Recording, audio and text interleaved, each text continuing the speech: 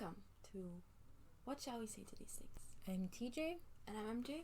And this is your low-key ghetto Bible study. And this week what we're going to be looking at is Esther Chapter 8. Yep. And just in case this is the first one you're coming across, in the description we've put all the previous episodes, so it'd be a good idea to start with episode 1, the introduction to the book.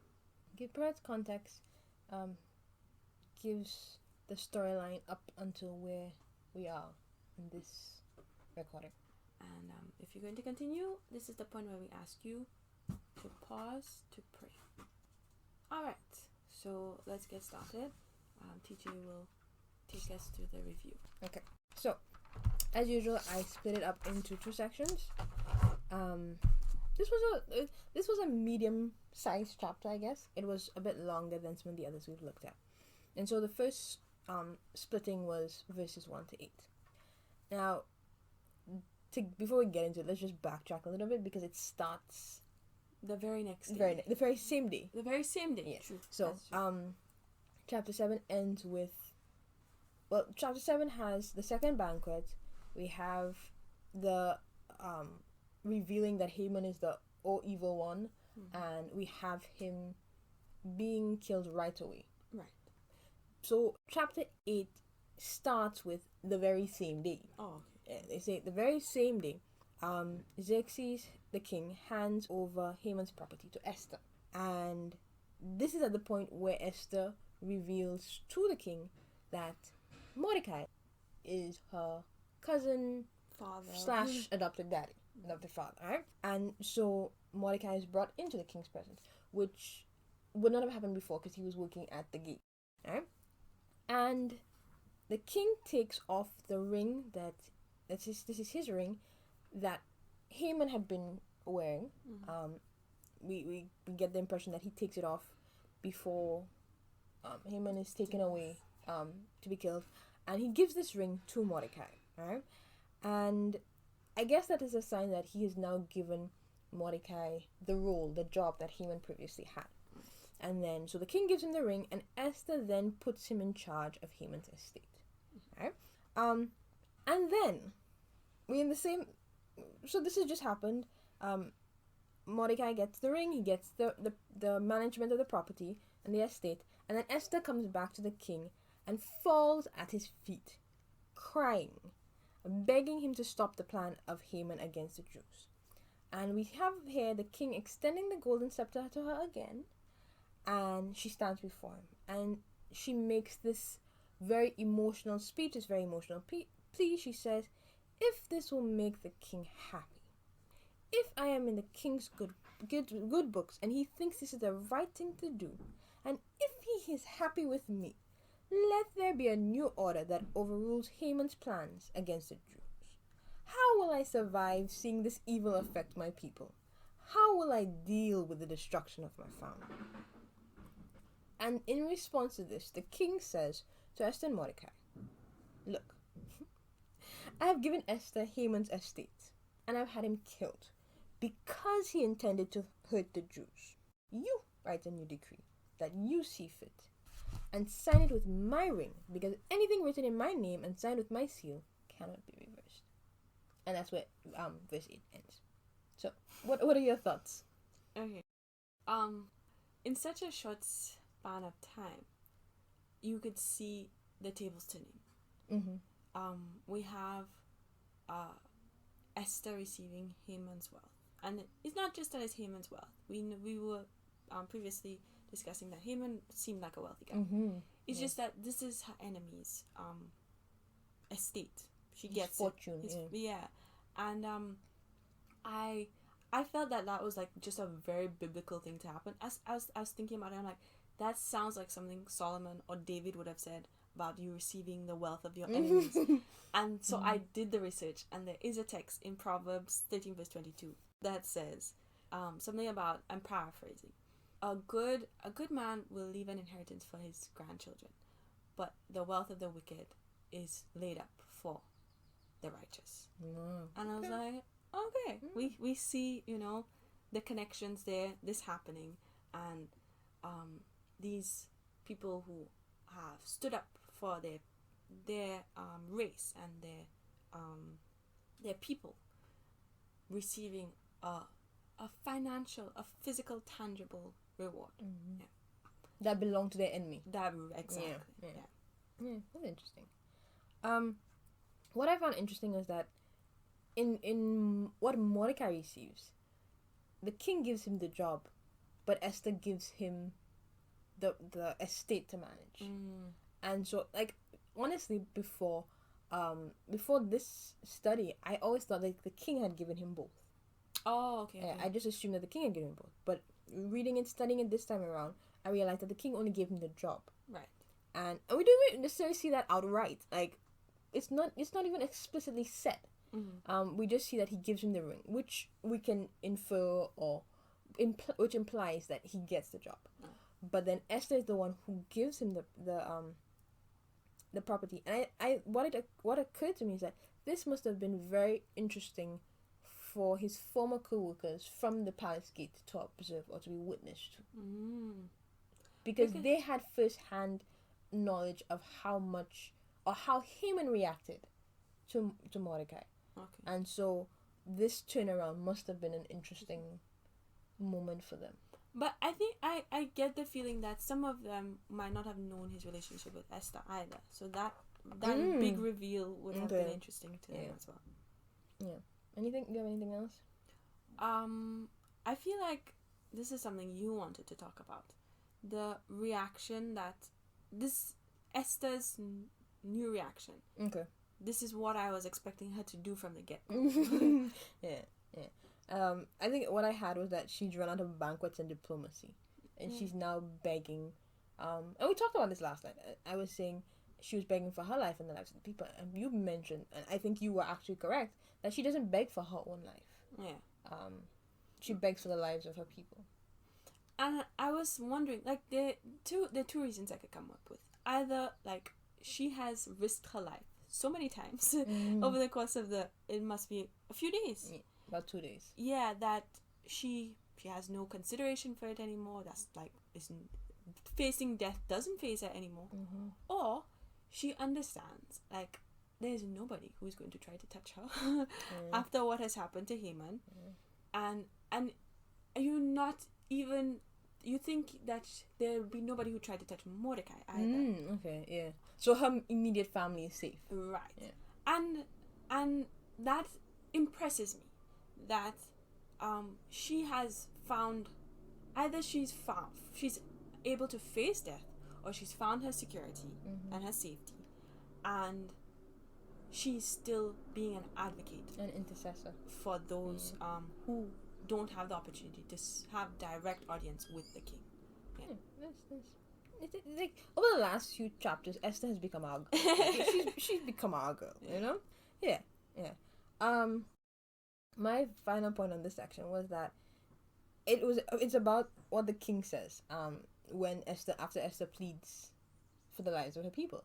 And he basically says, like, I've gotten rid of the bad guy, right? I've given you the power over his estate. And I'm not, like, this should show you that I'm not willing to let anyone hurt you. And I trust you, right? So, like, that was the two things. I've gotten rid of the bad guy. I'm not going to let anybody... This is my declaration or my public showing that I'm not going to let anyone hurt you. And I've given you the power of his estate, which means that I trust you. I think, you have the wisdom, the knowledge, whatever, to manage this estate. So I trust you. You go ahead and write that decree. You go ahead and do it. Okay. Because I'm saying, here we have Xerxes trusting somebody again to make this big decision. But I can appreciate who he's trusting this time. Yeah.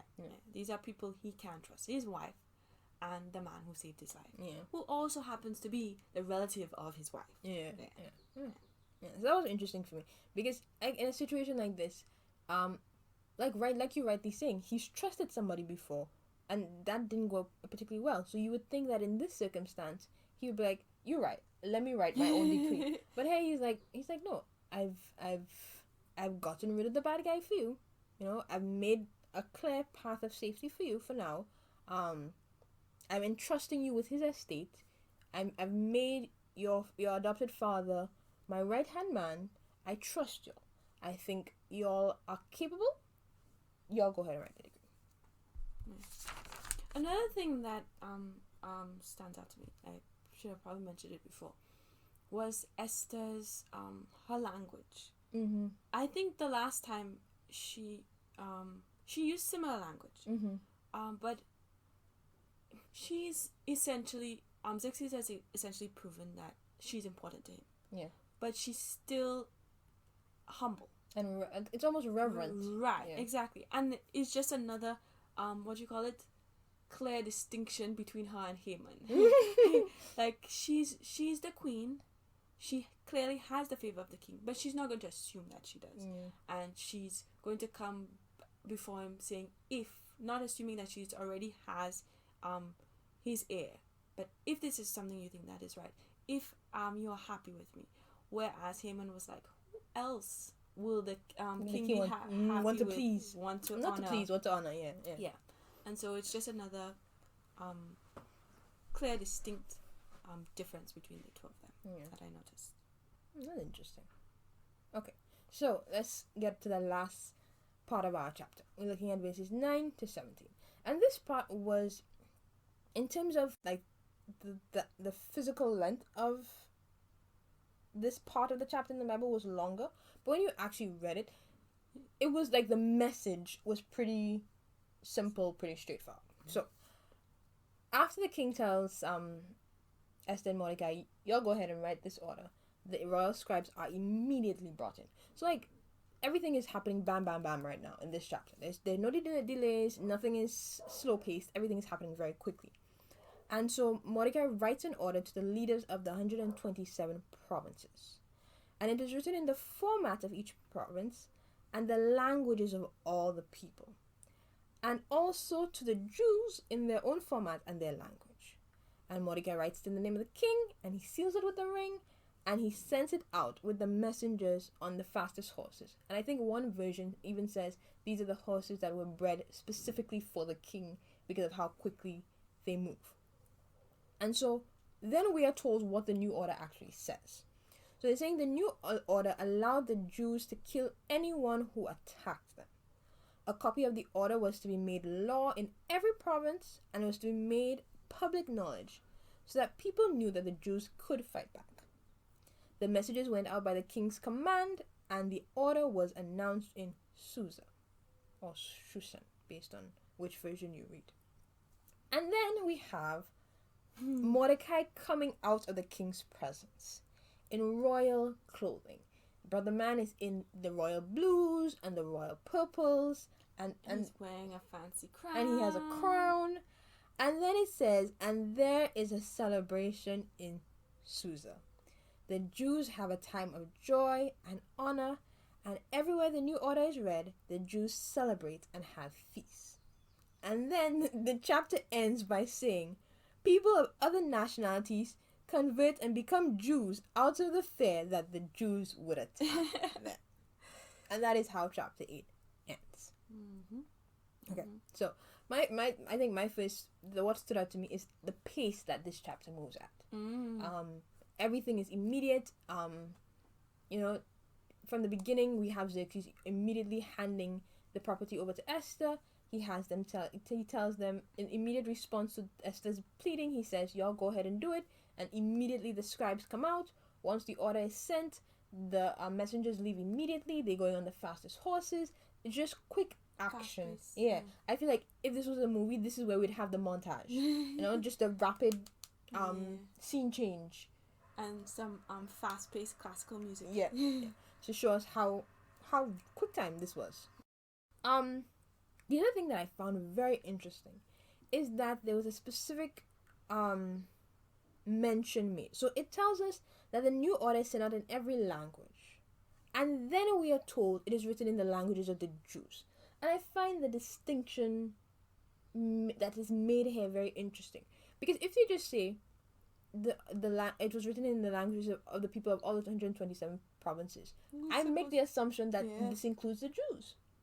But it goes on to specifically say, after it says that the provinces, it's written in made the assumption that, because it said, the Bible said script and language, and I just made the assumption the script was format. I don't know that that's what it actually was. But it says the languages of all the 127 provinces, and then it says it was written in the languages and the scripts of the Jews. And so I think that making that differentiation was deliberate. But as you say that, I'm thinking about it. Mordecai and Esther live in the capital city, and so they would speak the, what would you call, you want to assume is the national language. They would be able to speak it, they'll be able to write it, but you also assume that they would be fluent in Hebrew. So I expect that throughout the empire, you would have, I don't know if empire is the right word, but throughout the kingdom, you seeing whatever the language would be, the languages written and spoken in India and Ethiopia and all the different places that they would have conquered, which would have their own languages. You expect that there might be Jews there as well. And so, I don't know, I think there's something different about hearing anything in your native tongue. But here's my point, right? That it said there was a differentiation. It said that it was sent in the script of the provinces and in the languages of all the people. Right? So based on that, I got that it was sent in the languages of the province, but it was also sent in all the languages of all the people. Okay. So for me, that is where I found that them making the specific reference to the Jews very interesting, because it meant that it was very, very significant that every Jew understood and got this message. Yeah. For me, that was for me. You have sense. Anything? I was curious about the timeline, so I went back to take a look at it. Some of the visions have, I guess, modernized the dates, so it could be more easily understood by us, I guess. So the timeline they have for the first decree, when it was written, was April, sometime in April, and then when this new decree is happening is sometime in June, late June. So it's only been about 2 to 3 months since the first decree has gone out, and that was interesting to me, because I expected Esther to take her time, because the decree is supposed to happen almost a year later, in March the next year. So it's been 2 months since the first decree goes out. Just 2 months, Haman is already dead. And then we have this good news going out, and that gives the Jews about 8 months before the first decree and this new decree are going to be carried out, to prepare themselves. They have they can train, they could get weapons, they can build walls around their houses, and they have time, and that was, and in some cases they can make preparations to send their children away if necessary. I didn't think about that. So I never processed that all of this could have happened, these things could have happened in just 2 months. But then you process that the last few chapters have happened over like 3 days. Yeah. So that was interesting. What I found interesting was that the new order was about self-defense. So it was not that they could just attack anybody. Right. It was specifically, somebody comes for you, you can wipe them out. You wipe them out, and it went as far as to say you wipe out their entire family, their children, their women, everybody. Everybody is free game. And I thought that, I guess that was fair, given that was the order that everybody else had against the Jews. Right. Wipe out everybody. But I thought it was interesting that, and I guess it was very much in line with who we see Mordecai being. Yeah.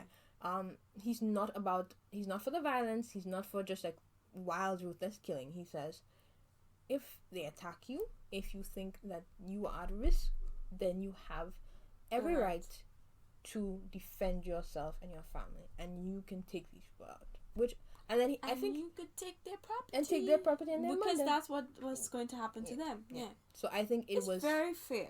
I think it was very fair. And I think it's interesting because if after this decree comes out and people still make the decision to go for the Jews, they deserve what they get coming. Like they deserve whatever comes to them.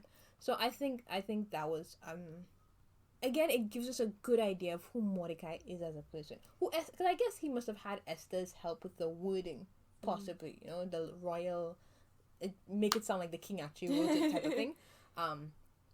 So I think that gives us a good idea of who they are. Yeah, and it also means he's not salty because he could have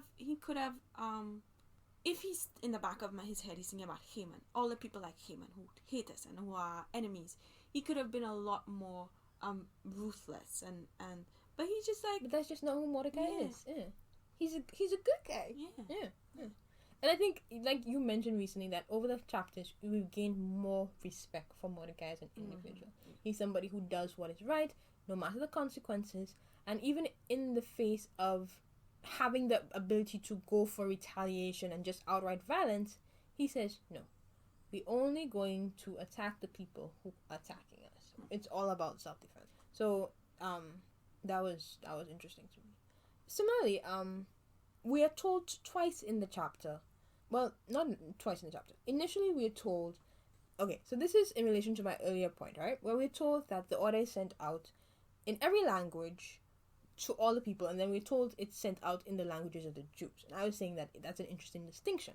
But later down, we are also told that this order is supposed to be made law in every province, and it's supposed to be made public knowledge. So I think like they were taking every possible means necessary for the Jews as well as those who wished harm to the Jews to know that the Jews had the right to fight back. Like everybody needed to know. So I think that was pretty interesting because when I was reading it, I was like, but they just told us that up there, and then I was like, okay, they're making sure that everybody knows the Jews have the right to fight back. Because I could imagine it being posted up in public places, but also being read in public places as well. Because I get the impression that the very first order was read in public places as well. Ah, okay. I get that impression. With the trumpets and the heralds. Yeah, hear he. Yes, that's a visual. I get as well. Okay, so everything else I have after this has to do with Mordecai. So is there anything else you want to add before? My overall thing on this chapter is that the tables have turned completely. You look at the Jews, the language in the ending, the last two verses, they talk about lights and joy and celebration and feasting, and it's a complete opposite of what we were seeing in chapters 3 and 4. Yes, the confusion and the wailing and the fasting and the weeping, and to me that just makes me feel good and happy that in just like we said about 2 to 3 months there could be this complete turnaround and this relief and joy and celebration hope. Okay, so Mordecai went in, right? So at the beginning of this chapter we're told that this is when Mordecai comes into the king's presence, and he would have come in as possibly he would have been called in from his post at the palace gate. And so he comes in as a servant from the palace gate, and he comes out wearing a crown. Like, I was just like, bruh, you know, talk about a turnabout, like extreme makeover, you know. And so like you were saying with the incomplete turnaround in terms of the Jews, I think this was an incredible turnaround for Mordecai as an individual. Yeah. And that ties into my last point, because there's, like you were saying, there's a lot of emphasis about the celebration of the Jews. And I think part of the reason why the celebration was so lavish, and because it talks about feasting, is that it was a twofold celebration. So not only have they been given the right to defend their lives and to fight back, but now the king's right-hand man is no longer their enemy. Right? The king's right-hand man, who is their enemy, has been taken care of. And now the king's right-hand man is one of their own. Yeah. That is one of the boys. Like, it doesn't get better than that. Yeah. And I think when I initially mentioned that to you, you made reference to, I think, when President Barack Obama was elected. Yeah. And the response that black people, not just in America, but all over the world had. Because it is something about seeing one of your own in a position of elevation, in a position that you consider to be a successful position. You know, it does something for you. I don't think it's just about seeing one of your own. I think it's also about having been in a place of oppression previously, having been I guess looked down on, and then having the elevation. Okay. Yeah. And you don't have to know the person to appreciate that. Yeah. Appreciate because we can't, like, the Jews in Susa may have known Mordecai, but the Jews in all the other 127 provinces were like, Mordecai, we don't know him, but he's one of us. So yay. Exactly. Yeah. So I think that is what. Yes, they were relieved and ecstatic about having the chance to defend themselves, but I think having one of your own have, what is the phrase, have heir to the king, have the king's heir, have the king's heir, yeah. Something like that, right? It's important. I think you spoke about that last night as well. You mentioned that for them it was also an indication that because one of their own was so close to the king, it is very unlikely that they would face that type of situation again. Yeah. And I think that's significant because this, especially like with their history of why they were where they were in the first place, captivity, being taken into this foreign land, I'm sure in some provinces they may have been second-class citizens, because they were not, Indians or Persians, like, you have those experiences. But now when one of you is the king's right hand man,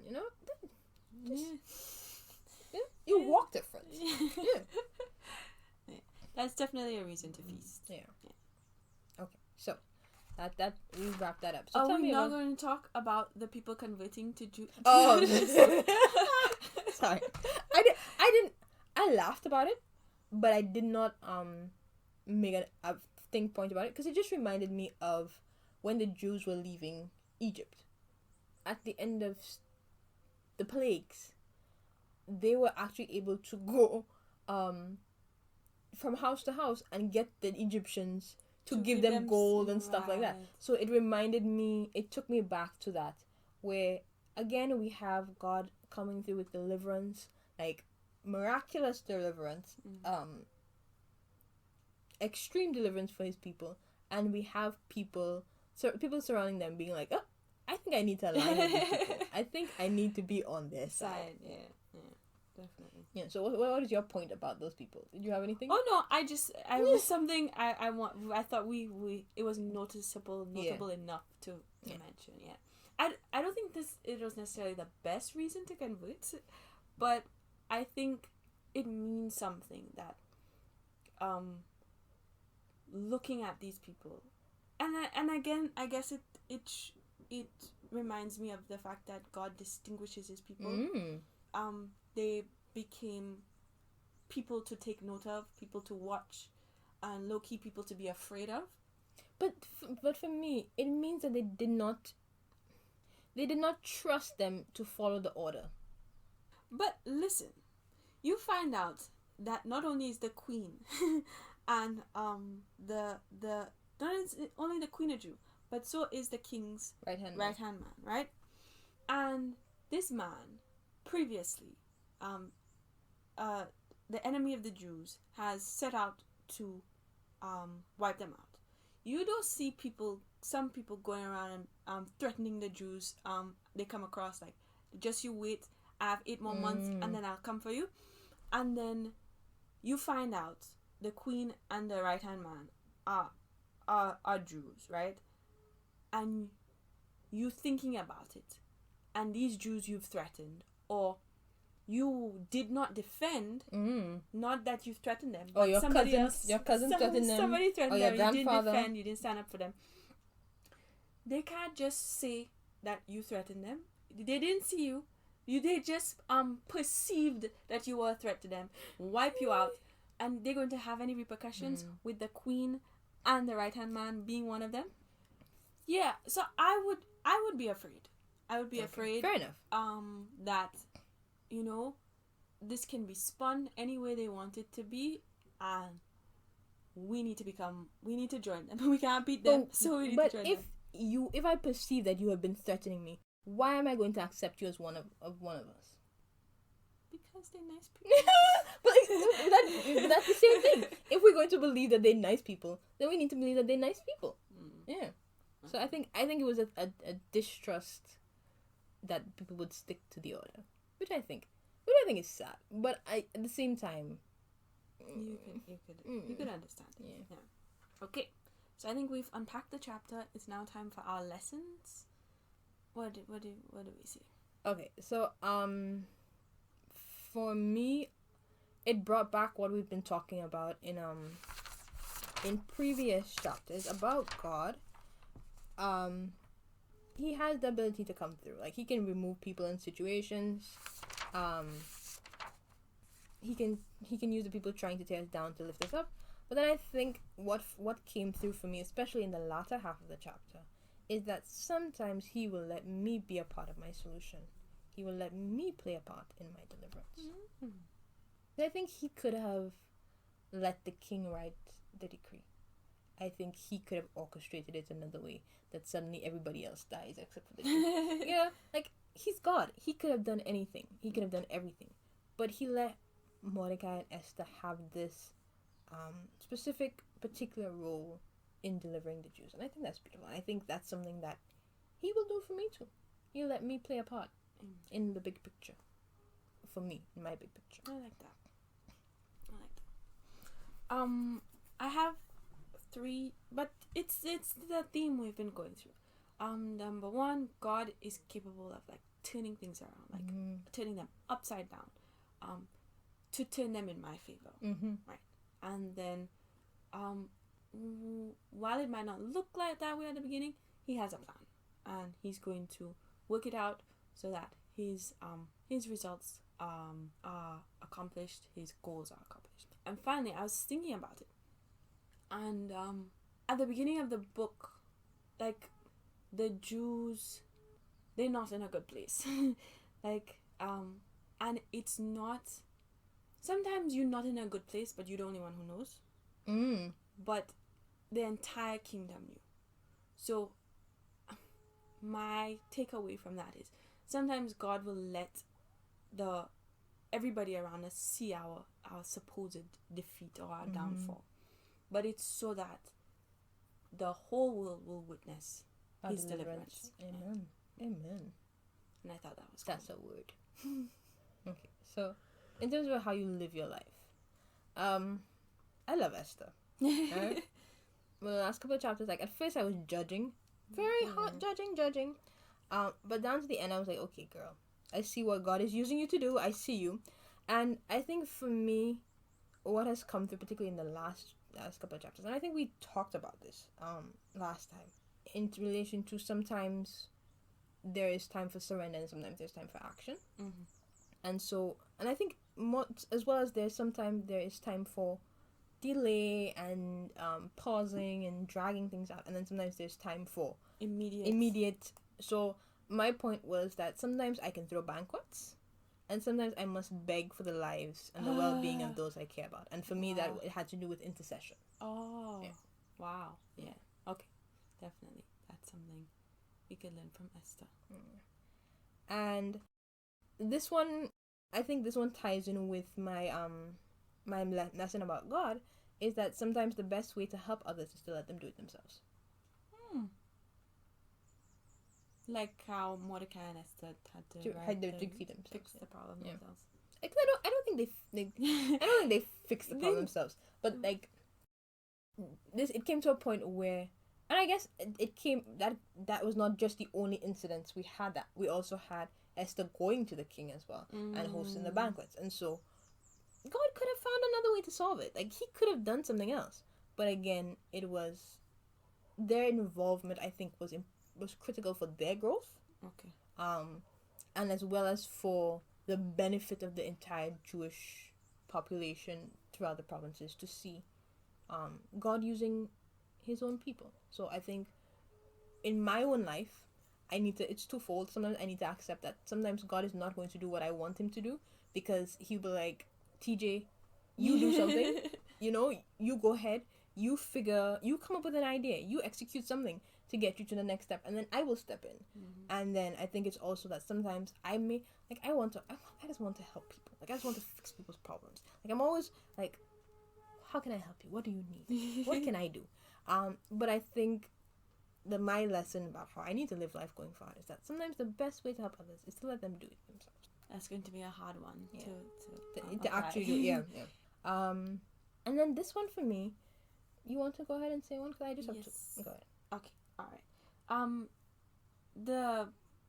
I feel like that's the take it home of the chapter, is that I could trust God. And like, if we didn't get this from this, what do we get? Yeah.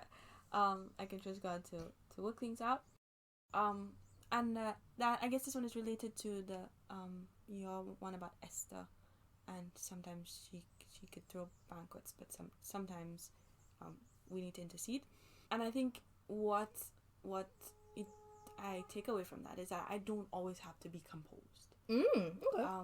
I'm trusting God to work it out, but that doesn't mean I can't lie down on the floor and cry. We talked about, I think, we haven't quite talked about that. We wanted to do a side conversation about that, right? But it brings us back to Mordecai and his ash and sackcloth, and like, he could have been composed, but he was like, no, we gonna grieve publicly. Yeah, so that's an interesting. So yeah, and I think that one resonates with us. Yeah, and this is my last one, is about Esther and her advocacy. Is that a word? I think it is. God might have placed me in my position of safety and security, not just as a blessing for me, but so that I can advocate for others. You can be the voice to the voiceless. That's nice. That's nice. I think that conflicts a little bit with who I am based on my personality type, like we talked about last night at worship. But I think it's a beautiful thought, and I think it's for you, because you are an advocate. Like, that's just who you are. So I think that's a beautiful lesson for you. I think, okay. So this one I have, right, had to do with like the message being sent out in different languages, and for me, it's sometimes I'm not getting through to people because I'm not sending the message in their language. And so I think going forward, when I'm trying to communicate, whether it be like just regular communication, or when I'm trying to relay the love of God, or the gospel, or whatever it might be, I need to sometimes take a step back and be like, what is this person's language? Whether it be maybe their love language, whether it relates to their personality type, whether it's like, how they learn, or just where they are in life, what is relevant to them as an individual. And so I think sometimes I need to take a step back and be like, what is this person's individual language? How do I get this message to them in their language? That's interesting. And my final one, it came back to Brother Mordecai. I need to be ready to be elevated overnight. Like, I need to be in a position, like, I always need to leave room for God to be like, you come in as a poor servant at the palace gate today, and when you leave at the end of the day, I'm gonna have you in royal robes and a crown. All blinged out. Because, like, it just goes to show that God is capable of that level of transformation, and I need to leave room for him to do his things. And I also need to be, like, continuously growing myself, so that when that level of elevation comes, you're ready. She's ready. Alright, so I think that's it. Do you have anything else? No. Okay. We've done everything. Yeah. So that was Esther Chapter 8 in its entirety. Chapter 9 that we're going to be looking at next week is lengthy. Yeah. It's a long one. So what we're going to do is we're going to split that one. And so for next week, we are studying Esther chapter 9, verses 1 to 19. Right. So we want you to read it throughout the week, pray about it, and we want to come back next week and answer the 2 questions. What can we learn about God or be reminded about God from this passage? And what can we learn about how we should live our lives? And we look forward to hearing your thoughts, what stood out to you, what you thought was interesting. And on this episode 2, we'd love to hear your thoughts. So remember, our comments are open, and you could leave us a message. So that's it. This was What Shall We Say to These Things? I'm TJ. I'm MJ. And until next time, We're out.